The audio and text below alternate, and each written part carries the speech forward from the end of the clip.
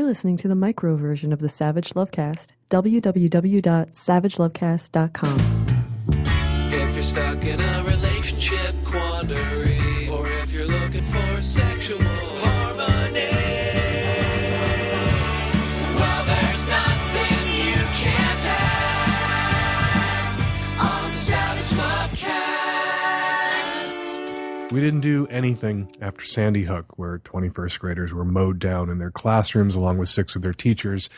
And we didn't do anything after the Pulse nightclub massacre, where 49 people were killed and 58 others were wounded by a lunatic with an AR-15. And we didn't do anything after Las Vegas, where 58 concertgoers were killed and 851 people were injured, again by a maniac with an AR-15. Maybe it'll be different this time, because the victims, the survivors at Stoneman Douglas High School in Parkland, Florida, are calling bullshit on the NRA and the president the NRA owns and the members of Congress the NRA owns. The people in the government who were voted into power are lying to us, and us kids seem to be the only ones who notice and are prepared to call BS. Companies trying to make caricatures of the teenagers nowadays, saying that all we are is self-involved and trend-obsessed, and they hush us into submissions when our message doesn't reach the ears of the nation. We are prepared to call BS. Politicians who sit in their gilded House and Senate seats funded by the NRA telling us nothing could have ever been done to prevent this. We call BS. They say that tougher gun laws do not decrease gun violence. We call BS. They say a good guy with a gun stops a bad guy with a gun. We call BS. They say guns are just tools like knives and are as dangerous as cars. We call BS. No, they say that no laws could have been able to prevent the hundreds of senseless tragedies that have occurred. We call BS. That us kids don't know what we're talking about, that we're too young to understand how the government works. We call BS. That was Emma Gonzalez, a 17-year-old Stoneman Douglas student speaking at a rally in Fort Lauderdale over this weekend. I want to say how impressed I am and how hopeful I've been made by the students at Stoneman Douglas.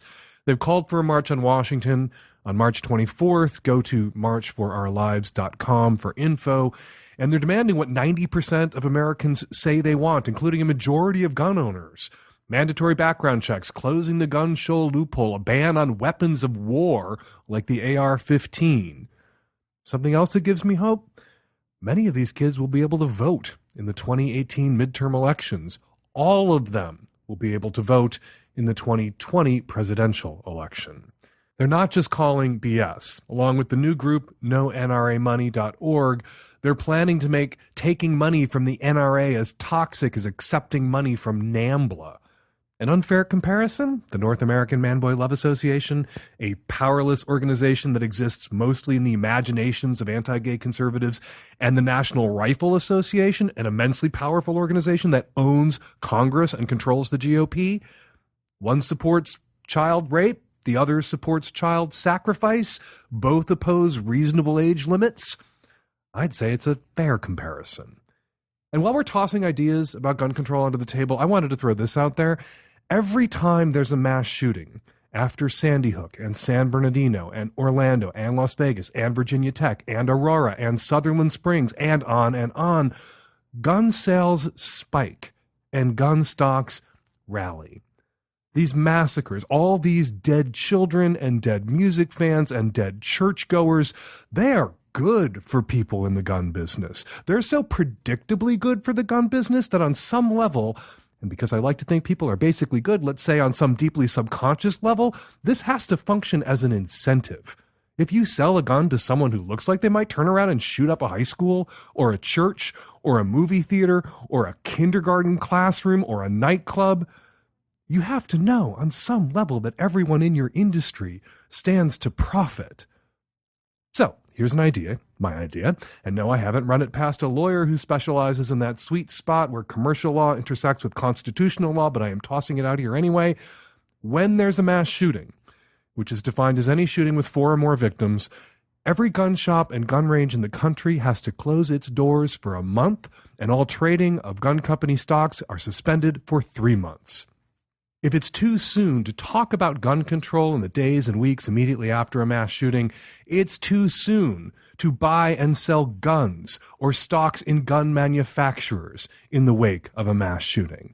This would remove the incentive to sell guns to just anyone, because it wouldn't be just the lives of students and concert goers and movie theater patrons that would be on the line, but the livelihoods of gun merchants and the profits of gun manufacturers too. And why shouldn't the people who profit from gun sales have some skin in this sick game too? Some skin and some blood and bone and marrow and internal organs and brain tissue.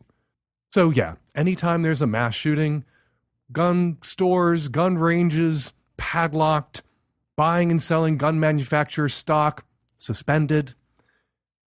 And a mass shooting, again defined as any shooting with 4 or more victims, we have one of those in the United States every day. So, adopting my plan could result in the permanent padlocking of every gun store in America. Call it an intended consequence. All right, coming up on today's show, tons of your Q's, lots of my A's, and we have 2 guests for you today on the micro edition of the Savage Lovecast. Caitlin Doty from the Order of the Good Death joins us to talk about what you can and cannot put on your tombstone. It is relevant to a sex and relationship advice podcast, as you will see. And joining us on the Magnum subscription edition of the Savage Lovecast, which you can subscribe to at savagelovecast.com. The Magnum is twice as long and has no ads. Go to savagelovecast.com. Again, to subscribe. Joining us on the Magnum, author Roxane Gay, author of Hunger and Bad Feminist, is here to talk about her new advice column in the New York Times. All that coming up on today's show. This episode is brought to you by Squarespace. Squarespace is the easiest way to create a beautiful website, blog, or online store for you and your ideas. Squarespace features an elegant interface, beautiful templates, and incredible 24/7 customer support. Try Squarespace at squarespace.com and enter offer code SAVAGE at checkout to get 10% off. Squarespace, build it beautiful. This episode of the Savage Lovecast is brought to you by Boll and Branch, luxury, affordable, fair trade certified sheets.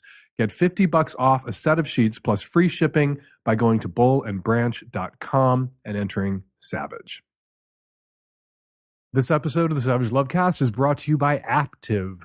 Active produces audio-based fitness workouts, programs, and challenges created by certified expert personal trainers, available online and through their mobile app so you can work out just the way you like. New members get 50% off an annual membership plan featuring unlimited workouts. Visit aptiv.com/savage and the discount will be automatically applied during checkout. That's aaptiv.com/savage. Hi, Dan. This is a 31-year-old queer poly cis woman from upstate New York, and I have a pretty big dilemma.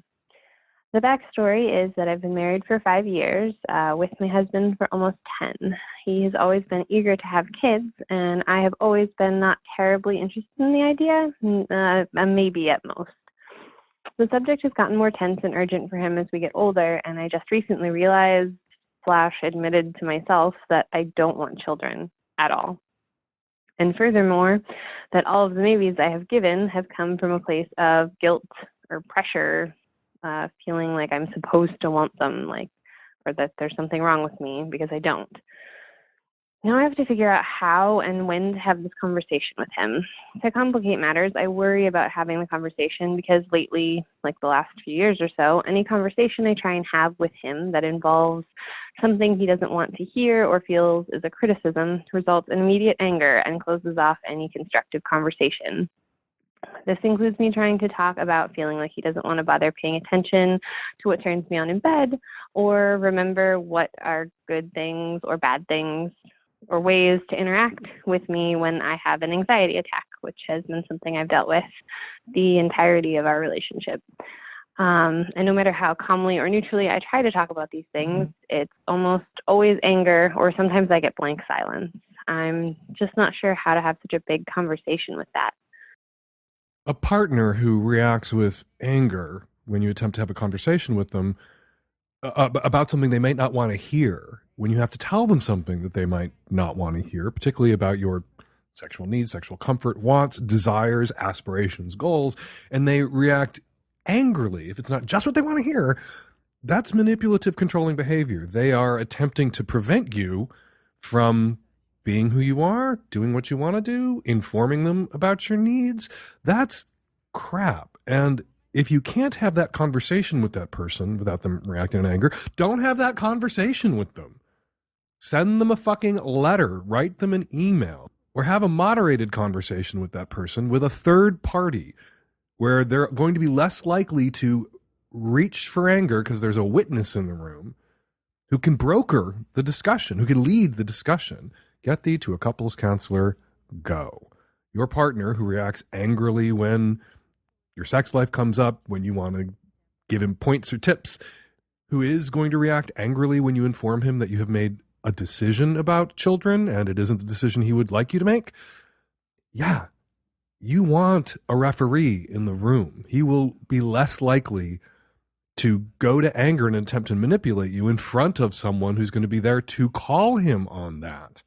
Doesn't mean he won't get angry at you later. Doesn't mean he won't get angry at you after, but at least you'll be able to have a conversation with him that isn't short-circuited by rage, by manipulative, controlling, strategically deployed anger. And the time to have this convo with him is now, is soon. You're 31 years old. You guys have been together, married for 5 years. He wants kids. Not going to happen with you. So if that's going to happen for him, you need to tell him that he has to go find a new partner. You guys are poly. I've met poly couples who don't have kids together, but have kids with their secondaries. So it is possible for him to have children with another partner. That could, of course, change the center of gravity, really shift the center of gravity away from you two as a couple and toward him as a parent partner to his secondary. And if he wants to be present in his children's lives on a daily basis, perhaps he'll wind up living with that partner and you two could still be married, still be a couple, but you would become the secondary. There's a lot more that's possible, a lot more to discuss, a lot more to negotiate in a poly relationship with this conflict than in a monogamous exclusive relationship with this conflict. In an exclusive monogamous relationship with this conflict, it's over. You're going to have to go your separate ways. You guys can have a conversation about staying together as you are now or in some different de-emphasized role that will allow him to have what he wants with someone else and allow you to have what you want still with him. And you two still together, if he can handle it. And you know what? I doubt he can. There's somebody who goes right to rage, right to anger, when their partner tells them something they do not want to hear, I don't think has the emotional maturity to be poly, much less to be in a long-term relationship with one person and create a family with another. Hey, Dan. This is Ahmad. I've been with my boyfriend for 3 years. Everything is great. I love him to death. But I've been having this one little problem. Whenever we want to have sex, or I want to have sex at least, like after a long day or traveling, he would not let me unless he showers. I asked him and he told me that he thinks that it's unhygienic and he doesn't want me to transfer that bacteria to me or him. When he said that, I felt dirty and it kind of turned me off a little bit. And I don't know if I should talk to him about this or I should just let him be because that's what he's comfortable with and just, keep my fetishes. I don't know. I'm not sure if it's a fetish or I don't know if it's natural or not, but what should I do? Because sometimes I fantasize about, smelling, honestly, balls or something, I'm sorry for, being too disgusting, but this is who I am. Help. I have some experience with balls, freshly washed balls and not so freshly washed balls. And it seems to me, if I recall correctly, that it doesn't take long for freshly laundered balls to return to stinky ball stage. It doesn't take long for the aroma of balls to reassert itself. That can happen in 10, 15, 20 minutes. So you may be able to work around your boyfriend's batshittery about having to take a shower and scrub himself Silkwood style, 40-year-old pop culture reference there for the kids, Silkwood style, before you two are intimate. Just extend the foreplay, roll around for a little bit, turn the heat up in the house so that he sweats a little bit, and his natural scent will reassert itself, provided he's not using incredibly stinky soaps or dousing himself in cologne. And if he's a germaphobe or a bacteriaphobe, I hope he's not dousing himself in cologne. That shit is expensively marketed rat piss. And if he's afraid of the natural scents and pheromones and aromas and sweat that his body produces, I hope he's not drenching himself in expensively marketed rat piss. But you like man smells, or you like how your man smells. Just delay. You can passively resist his batshittery by telling him to go take a shower because you want to have sex, and then telling him, oh, wait, let's finish this 3.5-hour Netflix special first, and let him marinate on the couch a little bit until his natural scents reassert themselves. Good luck. Here at Savage Lovecast Industries, we really want someone to join you in bed, and therefore you must be prepared with lovely, comfortable sheets. So you should check out Boll & Branch. Everything Boll & Branch makes, from bedding to blankets, is made from pure 100% organic cotton, which means they start out super soft and get even softer over time. You buy directly from them, so you're essentially paying wholesale prices. Luxury sheets can cost up to $1,000 in the store, but Boll & Branch sheets are only a couple of $100. Everyone who tries Boll & Branch sheets loves them. That's why they have thousands of 5-star reviews. And Forbes, the Wall Street Journal, and Fast Company are all talking about Boll & Branch. Boll & Branch also only uses sustainable and responsible methods of sourcing and manufacturing. They donate a portion of every sale to charity to help fight human trafficking while preserving fair prices for consumers. Shipping is free, and you can try them for 30 nights. If you don't love your new sheets, send them back for a refund, but I doubt you'll want to send them back. Either way, there's no risk and no reason not to give these sheets a try. To get you started right now, my listeners get $50 off your first set of sheets at bollandbranch.com, promo code SAVAGE. That's BOLL and branch.com, promo code SAVAGE, bollandbranch.com, promo code SAVAGE. Hi, Dan. So about a month ago, I found out that my boyfriend of 5 months is really into like garter belts. So I've never bought lingerie before, but like a week ago, I decided I was just going to buy the lingerie and then just like figure out what to do about it later. But now that I'm thinking about like when to bring it out, or like when to tell him about it, or like when to wear it, I'm just realizing that I'm not super excited by the idea. Like, I don't know how to feel sexy in it. I can't like it. Like, I've never fantasized about me wearing lingerie. So I don't really know what to do, but I want to do this thing, and I want it to be fun and sexy, and I already bought the things. So I'm just wondering what your advice to me would be about just trying to feel good in it. My advice would be to wear the garter belt and hose yourself once or twice under your jeans or skirt if you go to work, without surprising the boyfriend with it. Just wear it for your own comfort, so you can see what it's like to wear these kinds of undergarments, and to do it just for yourself, just as an experiment, without the heightened stakes of, and now I'm going to give my boyfriend his ultimate fantasy as I wear these garments that I've never worn before and I'm probably not very comfortable in, or at least the first time I put them on, I'm not going to be very comfortable in them. And I used to do drag a long time ago. I wore garter belts. I wore hose. You can get used to it pretty quick. And I was a dude. I got used to it pretty quick, and I got comfortable in them pretty quick, but it wasn't sexual for me. And I think that element of his sexual expectations puts an additional layer of pressure on you, because you're not wearing a garter belt and hose, you're performing the garter belt and hose. So the first few times you wear them, don't wear them as the performance. Just wear them to see what it feels like to have them on for your own physical comfort. And then when you want to wear them for him, have him put them on you.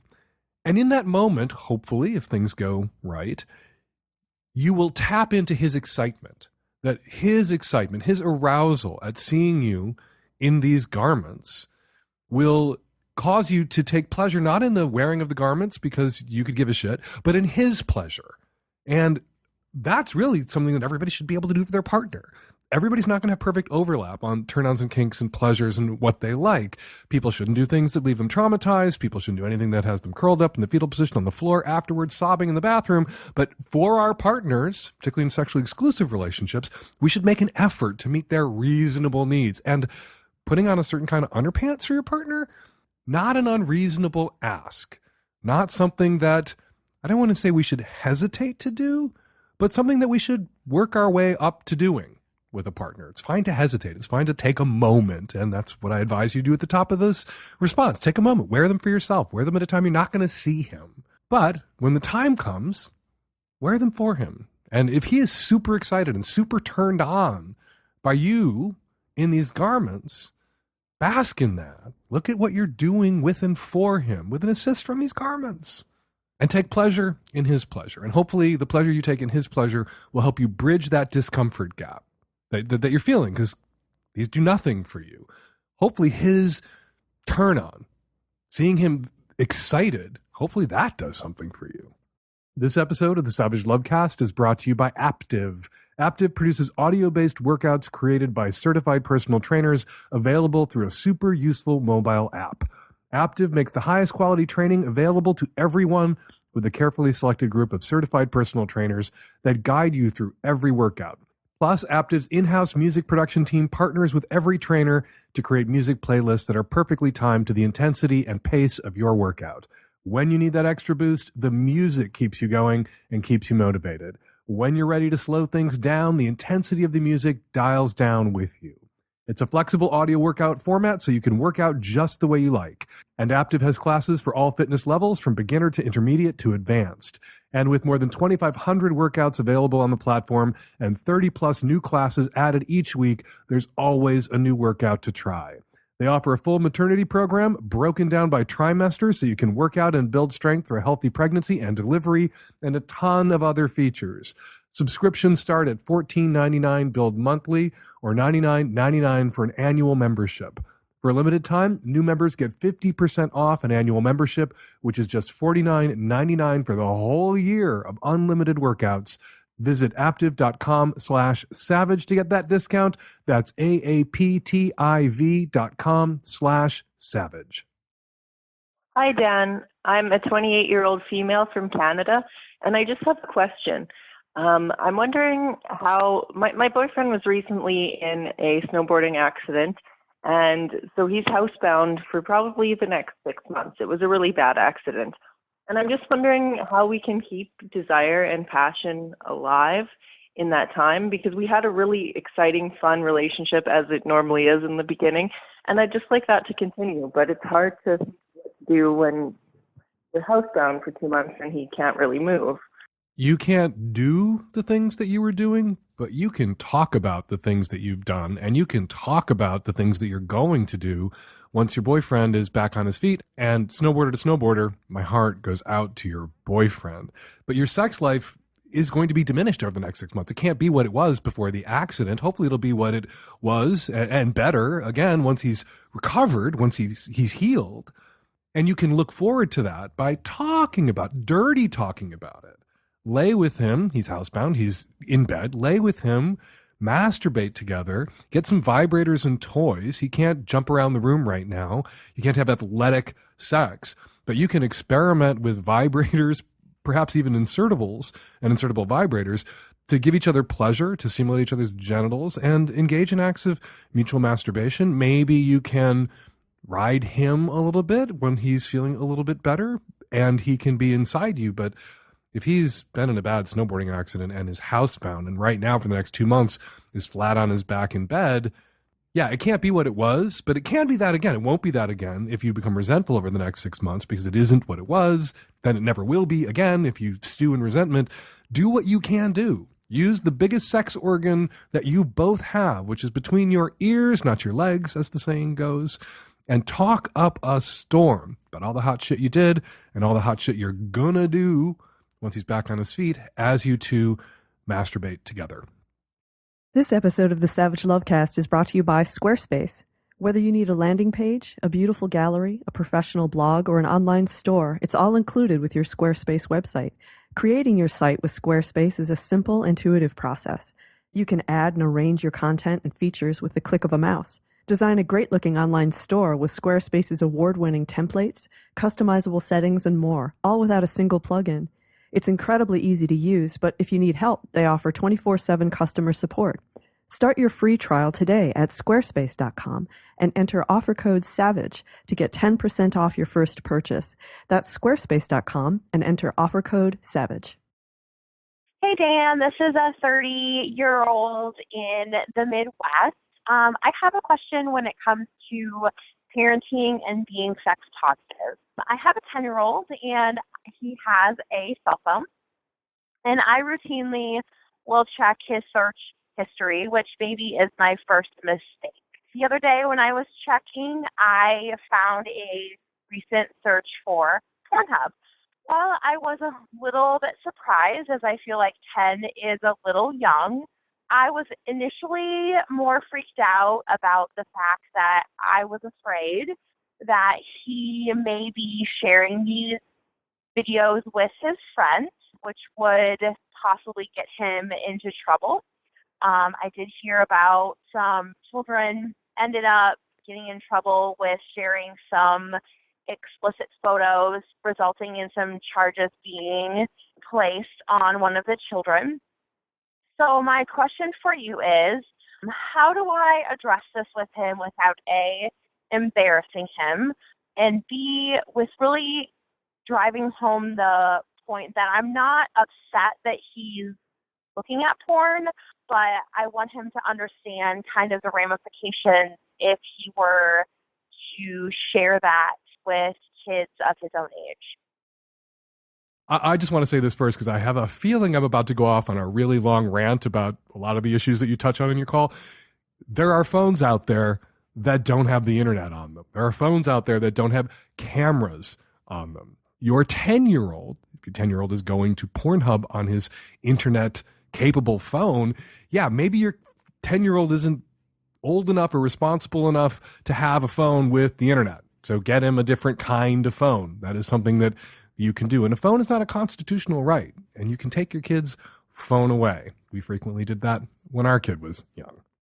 There's no way to have this convo with your kid about porn, even if he wasn't looking at porn, without embarrassing your kid. And you do need to have these embarrassing conversations with your kids about porn, and almost all of them are going to find it and are going to see it. We give them all telephones, and they carry the internet around with them in their pockets. They also carry porn production studios around with them in their pockets, and kids have been arrested and charged by runaway, idiotic prosecutors all over the country for possessing or distributing child pornography when the pictures that they had or shared were of themselves.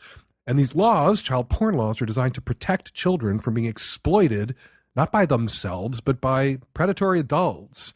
And to throw children in jail, to slap a sex offender label on a child and really destroy that kid's life because that kid took a picture of their own junk and shared it with their own boyfriend or girlfriend is insane. And it happens constantly. And you should bring that to your child's attention. The danger, of course, is saying to your kid, never do this. Puts it in your kid's head to do this taboo, transgressive thing that freaks out and pisses off the adults. But you still have to risk that reaction by acquainting them with the potential horrible consequences. Not to be sex panicky about it, but when the potential consequences, if the worst should happen, are so severe, so life-altering as to be, in all practical purposes, life-ending, and there have been cases where kids who were facing charges that might put them on sex offender registries committed suicide, you have to err on the side of instilling a little bit of panic in your kid. But this is just, you saw porn. You saw Pornhub on his phone. There's a whole other conversation you need to have with him about that, which is, all right, so you saw some porn. Sorry I invaded your privacy, but you know what? You're 10 years old. You don't have a right to privacy. And I, as a parent, have a responsibility to monitor where you're going on the internet, where you're going on the phone that I gave you and that I pay for and that I can take from you and stop paying for if you're going to misuse it. And I understand that you're curious about sex, and it's completely natural to be curious about sex, and you will see more porn in the next few years. I have no doubt. And here's the thing. And then you have to tell your kid that porn distorts, that porn bears as much resemblance to sex as action movies bear to daily life. Life is not Fast and the Furious. That's not what it's like when your dad and I drop you off at school. That's not how people drive. And porn is often the Fast and the Furious of human sexuality. It's a distortion. It's an exaggeration. A lot of what you see is performance. And played up. It's kabuki theater sex. And you need to put that seed in your kids' head so they watch porn with a critical eye. So they watch porn not expecting that that's what the sex that they're going to have will look like. And you need to have a conversation about consent. Because a lot of porn, adults watch porn, and we understand that the performers are consenting adults who had conversations before they filmed the scene about what would happen. Those conversations are not included, where the pre-negotiation about everything that's going to happen is worked out between the performers. And sometimes porn will show us someone being taken because people fantasize about that. They want to see their fantasies brought to life.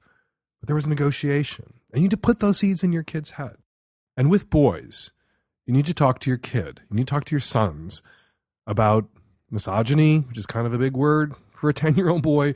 Maybe just go with anger, that there's porn, a lot of it, that is created for men who are attracted to these women, desire them, and are angry at them, and are mad at them because they don't feel like they could ever access them, because they don't think that these women would ever give them the time of day. And so they want access to their bodies. They want to be able to look, but they know on some level they'll never be able to touch. And they want to see those women punished. And so there's a lot of anger and rage, male anger and rage that is in porn. And you say to your kid, don't succumb to the anger and the rage, because then you'll be that guy that women don't want to touch. You'll be that guy who's mad. And that's not attractive. It's repulsive. And it becomes a self-reinforcing, self-destructive, adult sex life disabling problem. And you don't want to succumb to that. So look out for anger in porn. And if they understand what it is, why it's there, they're less likely to be sucked into that rage. Sorry, that was a long rant. Take your kid's phone away. Hey, Dan, Nancy, and the Tech Savvy At Risk Youth. I'm a long time listener. I just saw my first Hump show this weekend, which was phenomenal, with my awesome GGG boyfriend, who I love very much. And just now we had a bit of a quandary arise. So we've been together for about 6 months. Early on in our relationship, he made it very clear that he really enjoys eating ass and has been joyfully eating my ass ever since. He also expressed an interest in me doing the same for him, and I told him promptly that I will go to my grave and they will mark my headstone with the words, "She never ate ass." I've stood my ground thus far, and around that same time when we had that initial conversation, he listed off a few of his exes who had performed that act upon him. And I had sort of tossed that around in my head for a bit. I definitely like to be the best for my lover, and it kind of did a number on my head. His most recent ex in particular is somebody I'm not very fond of, and it kind of messed with me because I didn't want her to have done this thing for him that I hadn't done. Again, I've stood my ground, but today he revealed that she had never actually done that it had been a lie, and that he had been attempting to sort of manipulate me into doing this thing for him that I was not comfortable with. I feel good about the fact that I held my boundaries, but I'm trying to gauge how big of a deal this is. On the one hand, I feel like it's not that big of a deal because I stood my ground, but at the same time, if I had gone ahead and done that because I felt this sort of inferiority thing and then found out that it was a lie, I would be totally, it would be a violation. It would feel like coercion, and it would feel like I had done that thing under false pretenses. So I'm not going to break up with him. It doesn't feel like a DTMFA situation. He's wonderful in so many other ways. It was very early on in our relationship when this happened. I know the white lie clause, according to you, my emotional and relationship guru. Dan, help. How big a deal is this that he told you this lie about his ex-girlfriend eating his ass? I guess it's a deal. Obviously, it's not a big enough deal that you're thinking about breaking up with him. You're not going to break up with him. You've already concluded it's not a big enough deal to break up with him over. But it is a deal. And maybe it's a big enough deal that he needs to apologize to you for manipulating you with that lie, or attempting to manipulate you with that lie, and very nearly getting your tongue into his ass on the strength of that lie, because you have this competitive spirit and you didn't want his ex-girlfriend to have done something for him or provided him with a pleasure that you haven't provided him with. So it very nearly worked. And then you wouldn't have been able to have "She never ate ass" on your tombstone because you almost ate his ass. And he needs to apologize. And he needs to promise you, if you guys are going to stay together, that he's not going to tell you lies about his previous relationships, past experiences, in an effort to get you to do things with him, that you need to have a clean and honest negotiation with him about the sexual adventures that you two are going to go on together. All that said about eating ass, I was curious about your desire, your life goal, your aspiration to have "She never ate ass" on your tombstone. And I was curious as to whether that's something that people could do, something that explicit on tombstone. To help answer that question, joining us by phone, Caitlin Doty, host of Ask a Mortician on YouTube, author of Smoke Gets in Your Eyes, and the new book, From Here to Eternity. Caitlin, thank you for jumping on the phone. I was told that I would be able to answer the ass-eating question. Oh, you can start I'm there. horrified to discover that you're only having me here to talk about tombstone etiquette.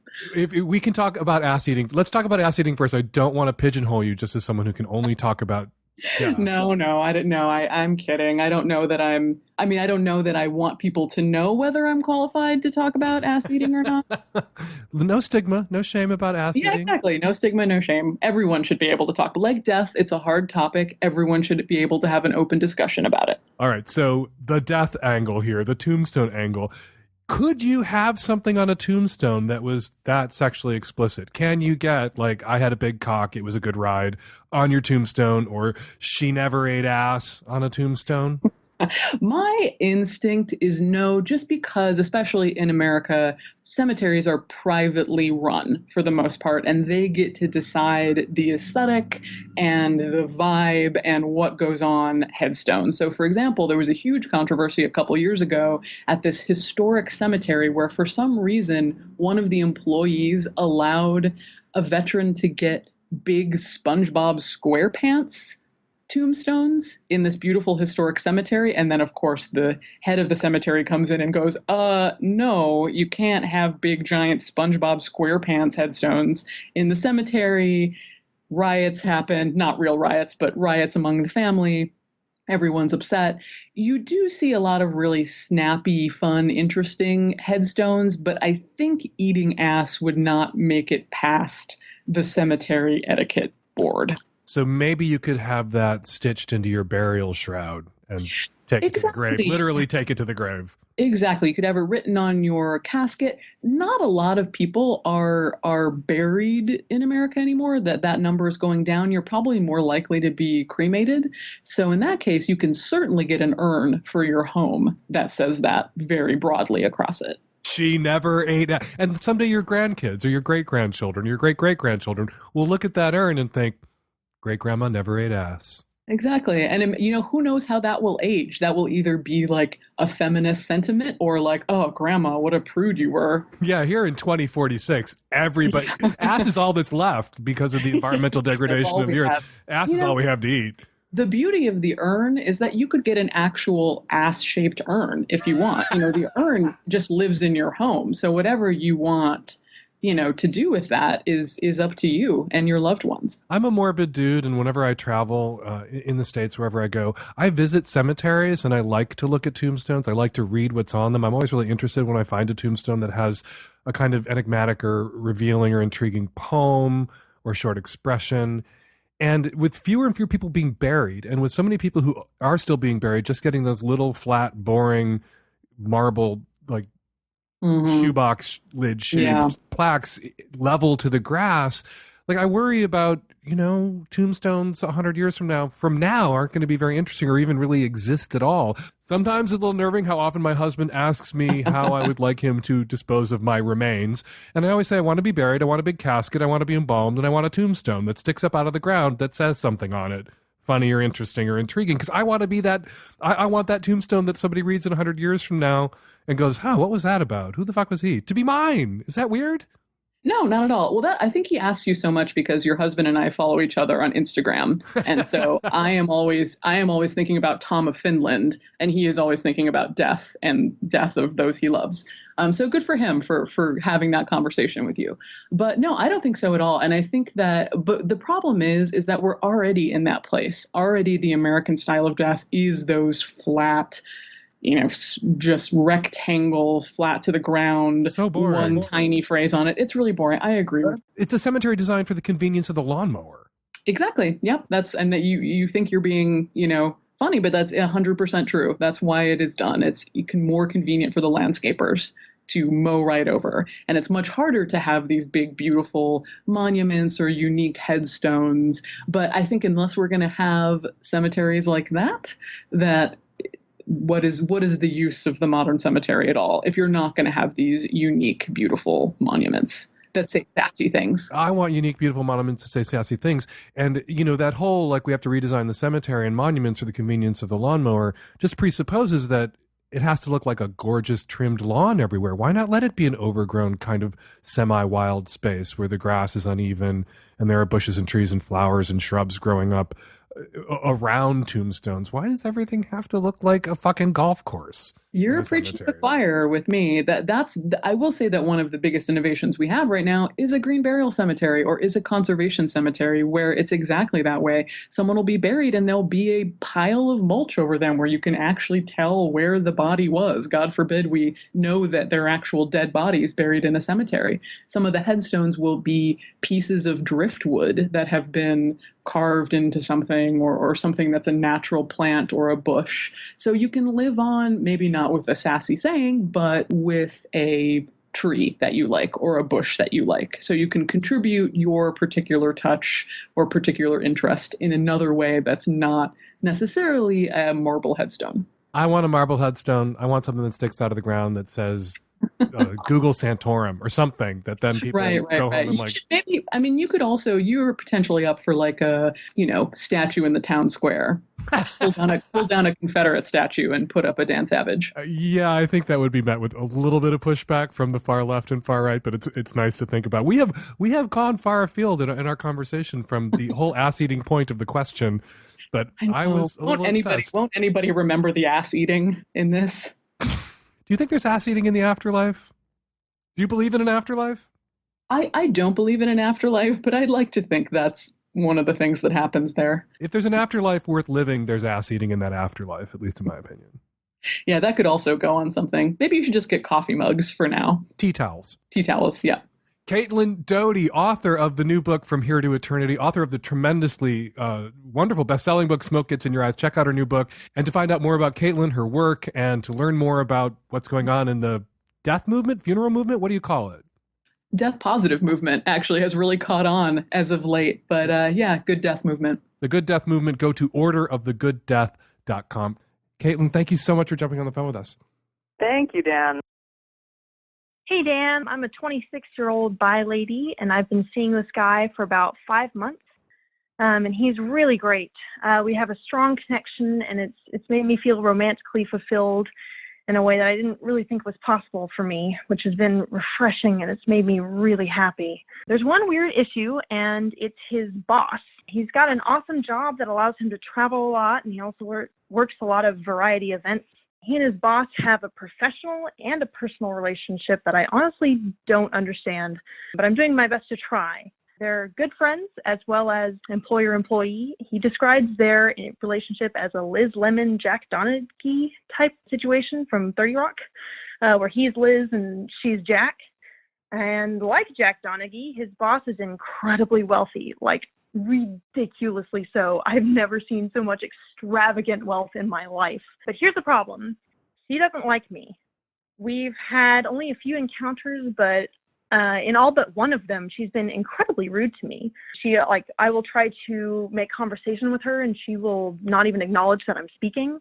And she has said insulting things to my boyfriend about me, and he defends me and tells her that she's being mean and unreasonable, which I appreciate.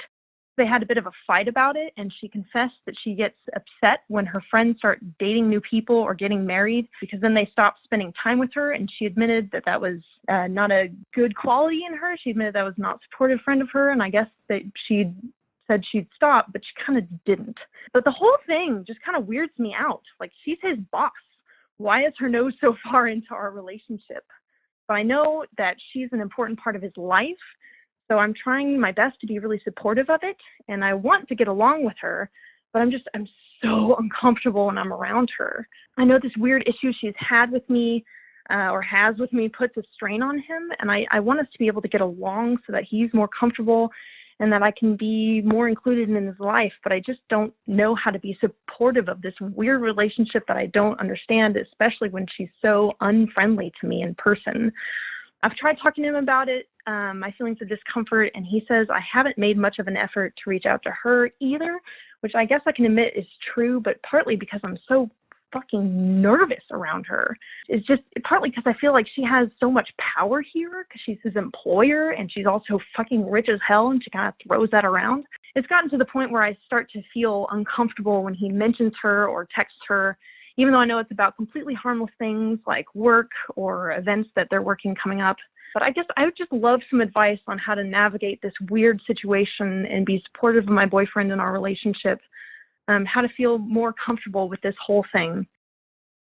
Your boyfriend isn't the only one out there in a situation like this. According to CNN reports a work spouse is a co-worker of the opposite sex with whom you have a close platonic relationship. In many ways, these relationships can mirror a real marriage. According to a 2007 survey from Vault.com, 23% of workers reported that they had a work spouse. So your boyfriend isn't the only one out there who has this kind of oddly intimate, platonic working relationship with someone that feels or looks to others much like a marital relationship. And feeling that and seeing that, if you're the girlfriend or spouse of someone who's in one of those work relationships, that can be super duper awkward.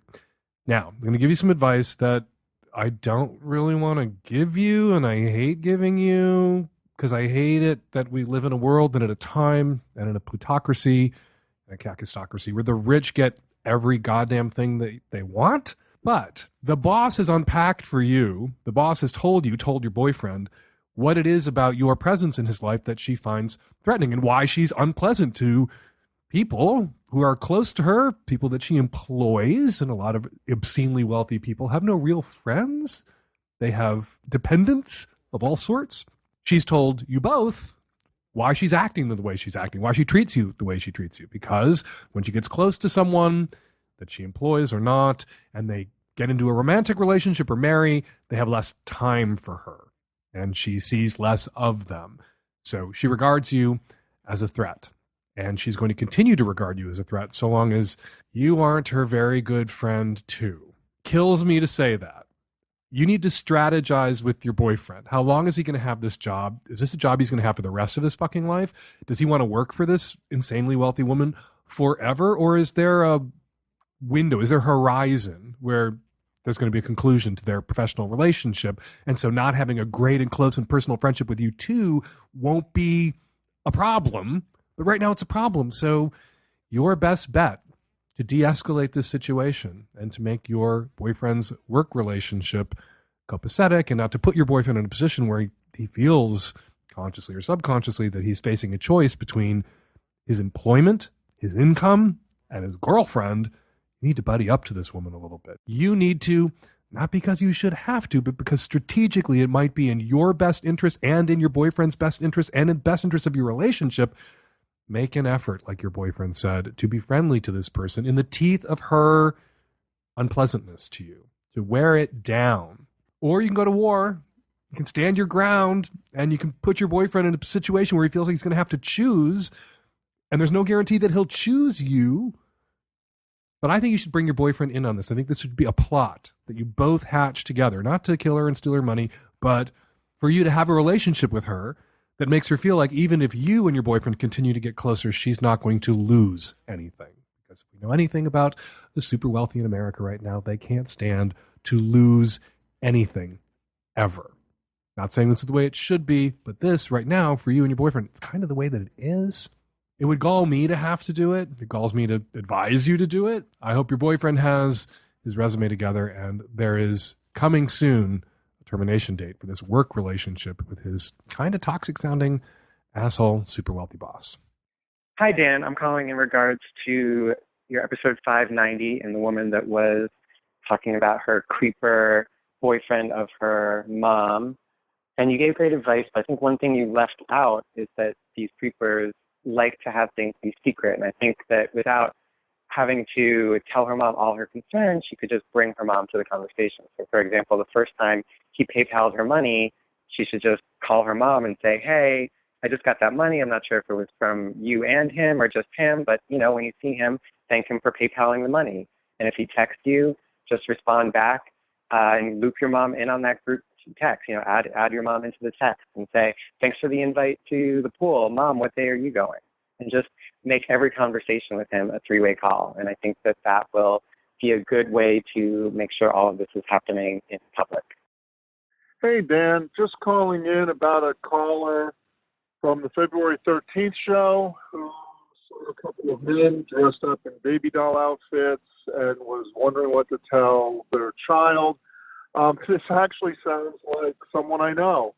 And I can tell you that what they are doing is not a pre-sexual thing to warm up or anything like that. They are expressing who they feel they are. These are men who worked in conservative areas of life that were never able to dress the way they wanted to dress, and they can now because they're retired and they don't have the pressures. I've seen pictures posted on Facebook of my friend.